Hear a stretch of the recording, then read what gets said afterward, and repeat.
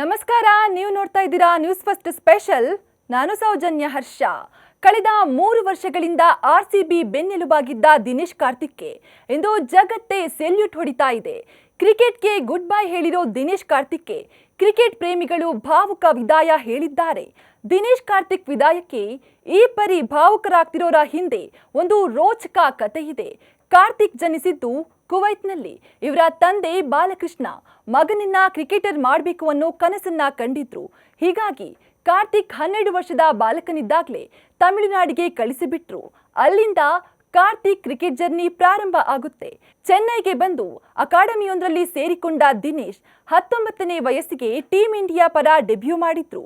ತಂಡದಲ್ಲಿ ಒಳ್ಳೆ ಸ್ಥಾನವೂ ಸಿಕ್ಕಿತ್ತು. ಆದ್ರೆ ಜೀವನದ ಹಳಿಯೇ ತಪ್ಪಿಬಿಡ್ತು. ಇದಕ್ಕೆಲ್ಲ ಕಾರಣ ಡಿಕೆಯ ಆಪ್ತ ಮಿತ್ರನಂತಿದ್ದ ಮುರಳಿ ವಿಜಯ್. ದಿನೇಶ್ ಹಾಗೂ ಮುರಳಿ ವಿಜಯ್ ಇಬ್ರು ಕೂಡ ಆಪ್ತ ಮಿತ್ರರು.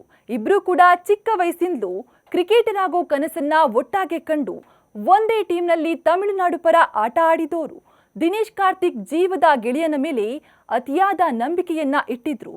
ಆದ್ರೆ ಆತ ಮಾಡಿದ್ದು ಮಾತ್ರ ನಂಬಿಕೆ ದ್ರೋಹ. ದಿನೇಶ್ ಹಾಗೂ ನಿಖಿತಾ ವಂಜಾರ ಇಬ್ರು ಕೂಡ ಬಾಲ್ಯದಿಂದ ಸ್ನೇಹಿತರಾಗಿದ್ದು ಪ್ರೀತಿಸಿ 2007ರಲ್ಲಿ ಕುಟುಂಬದವರನ್ನ ಒಪ್ಪಿಸಿ ಮದುವೆಯಾಗಿದ್ರು. ಮದುವೆ ಬಳಿಕ 5 ವರ್ಷ ಎಲ್ಲವೂ ಚೆನ್ನಾಗಿತ್ತು. ಆದ್ರೆ ಅದ್ಯಾವಾಗ ಮುರಳಿ ಇವರ ಲೈಫಿಗೆ ಎಂಟ್ರಿ ಕೊಟ್ನೋ ಅವತ್ತಿಂದ ಇವರ ಸಂಸಾರದಲ್ಲಿ ಬಿರುಗಾಳಿಯೇ ಎದ್ದು ಬಿಡ್ತು. 2021ರ IPL ಸಮಯದಲ್ಲಿ ಮುರಳಿ ಹಾಗೂ ನಿಖಿತಾ ಭೇಟಿಯಾಗ್ತಾರೆ. ಎಷ್ಟೇ ಆದ್ರೂ ಮುರಳಿ ದಿನೇಶ್ ಫ್ರೆಂಡ್ ಅಲ್ವಾ, ಹಾಗಾಗಿ ಮನೆಗೆ ಆಗಾಗ ಬಂದು ಹೋಗ್ತಿದ್ದ. ಈ ವೇಳೆ ನಿಖಿತಾ ಹಾಗೂ ಮುರಳಿ ನಡುವೆ ಲವ್ ಅಫೇರ್ ಶುರುವಾಗುತ್ತೆ. 2012ರಲ್ಲಿ ಕರ್ನಾಟಕದ ವಿರುದ್ಧ ದಿನೇಶ್ ಕಾರ್ತಿಕ್ ವಿಜಯ್ ಹಜಾರೆ ಟ್ರೋಫಿ ಆಡ್ತಿದ್ದ ಸಮಯದಲ್ಲಿ ತನ್ನ ಪತ್ನಿ ಮುರಳಿ ವಿಜಯ್ ಮಗುವಿಗೆ ಪ್ರೆಗ್ನೆಂಟ್ ಆಗಿದ್ದಾರೆ ಅನ್ನೋ ಸುದ್ದಿ ಕಾರ್ತಿಕ್ ಕಿವಿಗೆ ಬಿತ್ತು.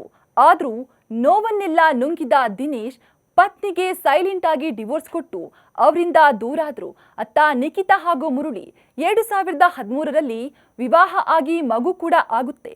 ಆದ್ರೆ ಮಾನಸಿಕ ಖಿನ್ನತೆಗೆ ಒಳಗಾಗಿ ದಿನೇಶ್ ಮಾತ್ರ ಜೀವವೇ ಬೇಡ ಅಂತ ಅಂದುಕೊಂಡಿದ್ರಂತೆ.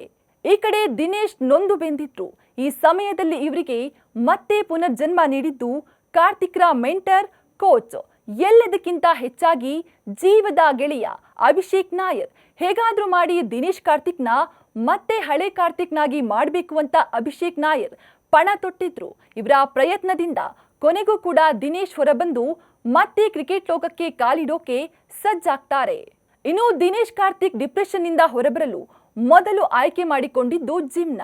ಆಗ ದಿನೇಶ್ಗೆ ಜಿಮ್ ಟ್ರೈನರ್ ಆಗಿ ಸಿಕ್ಕಿದ್ದು ಶಂಕರ್ ಬಸು ಅನ್ನೋರು. ಹೀಗೆ ಜಿಮ್ನಲ್ಲಿ ಕಸರತ್ತು ಮಾಡ್ತಾ ಹಾರ್ಟ್ ಬ್ರೇಕ್ ನಿಂದ ಹೊರಬರಲು ಮುಂದಾದಾಗಲೇ ದಿನೇಶ್ ಕಾರ್ತಿಕ್ಗೆ ಮತ್ತೊಮ್ಮೆ ಪ್ರೀತಿಯಾಗುತ್ತೆ. ಆ 2ನೇ ಪ್ರೀತಿಯಿಂದ ಕಾರ್ತಿಕ್ ಜೀವನವೇ ಬದಲಾಗುತ್ತೆ. ಶಂಕರ್ ಬಸು ಜಿಮ್ನಲ್ಲೇ ಭಾರತ ತಂಡದ ಸ್ಕ್ವಾಷ್ ಆಟಗಾರ್ತಿ ದೀಪಿಕಾ ಪಳ್ಳಿಕಲ್ ಕೂಡ ಜಿಮ್ ಟ್ರೈನಿಂಗ್ ನಡೆಸ್ತಾ ಇದ್ರು. ದಿನೇಶ್ ಕಾರ್ತಿಕ್, ದೀಪಿಕಾ ಪಳ್ಳಿಕಲ್ ಇಬ್ರು ಕೂಡ ಭಾರತದ ಕ್ರೀಡಾಲೋಕದ ತಾರೆಗಳಾಗಿರೋದ್ರಿಂದ ಒಬ್ಬರ ಬಗ್ಗೆ ಒಬ್ಬರಿಗೆ ತಿಳಿದಿತ್ತು. ಆದ್ರೆ ಕಾಂಟ್ರವರ್ಸಿಗೆ ಸಿಲುಕಬಾರ್ದು ಅಂತ ಇಬ್ರು ಕೂಡ ಒಬ್ಬರನ್ನೊಬ್ರು ಮಾತಾಡ್ತಿರ್ಲಿಲ್ಲ. ಆದ್ರೆ ಇಬ್ಬರ ಮನಸ್ಸಲ್ಲೂ ಪ್ರೀತಿ ಇದ್ದಿದ್ದಂತೂ ಸತ್ಯ. ಹೀಗಿದ್ದಾಗಲೇ ಒಂದಿನ ಇಬ್ರು ಪರಸ್ಪರ ಮಾತನಾಡುತ್ತಾ ಸ್ನೇಹಿತರಾಗ್ತಾರೆ. ಈ ಸ್ನೇಹ ಪ್ರೀತಿಯಾಗುತ್ತೆ. ಹೀಗಿದ್ದಾಗಲೇ 2013ರಲ್ಲಿ ದೀಪಿಕಾ ಪಳ್ಳಿಕಲ್ ಕಾಮನ್ವೆಲ್ತ್ ಗೇಮ್ಸ್ಗಾಗಿ ಇಂಗ್ಲೆಂಡ್ಗೆ ತೆರಳಿದ್ರು. ಆಗ ದಿನೇಶ್ ಕಾರ್ತಿಕ್ ಕೂಡ ಇಂಗ್ಲೆಂಡ್ಗೆ ತೆರಳಿ ಇವರಿಗೆ ಪ್ರಪೋಸ್ ಮಾಡಿದ್ರು. ಇದಕ್ಕೆ ದೀಪಿಕಾ ಕೂಡ ಓಕೆ ಅಂದೇ ಬಿಟ್ರು. ಇದರೊಂದಿಗೆ ಕಾರ್ತಿಕ್ ಹೊಸ ಜೀವನ ಆರಂಭ ಆಯಿತು. 2015ರಲ್ಲಿ ಇಬ್ರು ಕೂಡ ಮದುವೆಯಾದ್ರು. ಅದು ಕೂಡ ಸೌಹಾರ್ದಯುತವಾಗಿ. ಕಾರ್ತಿಕ್ ಸಂಪ್ರದಾಯದಂತೆ ಹಿಂದೂ ಮದುವೆ, ದೀಪಿಕಾ ಸಂಪ್ರದಾಯದಂತೆ ಕ್ರಿಶ್ಚಿಯನ್ ಮದುವೆ ಆದ್ರು. 2021ರಲ್ಲಿ ಈ ಜೋಡಿಗೆ ಟ್ವಿನ್ಸ್ ಮಕ್ಕಳಾದ್ರು.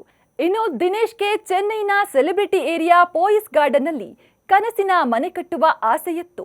ಇದೇ ಕನಸಿನಂತೆ ಇದೇ ಏರಿಯಾದಲ್ಲಿ ಐಷಾರಾಮಿ ಮನೆ ಕಟ್ಟಿ ಜೀವನವನ್ನ ಇಬ್ರು ಮಕ್ಕಳೊಂದಿಗೆ ಮಾಡ್ತಿದ್ದಾರೆ. ಇದಾಗಿತ್ತು ಈ ಹೊತ್ತಿನ ವಿಶೇಷ. ಕ್ಷಣ ಕ್ಷಣದ ಮಾಹಿತಿಗಾಗಿ ನೋಡ್ತಾ ಇರಿ ನ್ಯೂಸ್ ಫಸ್ಟ್, ನಿರ್ಭೀತಿಯಿಂದ ನಿಮ್ಮ ಪರವಾಗಿ.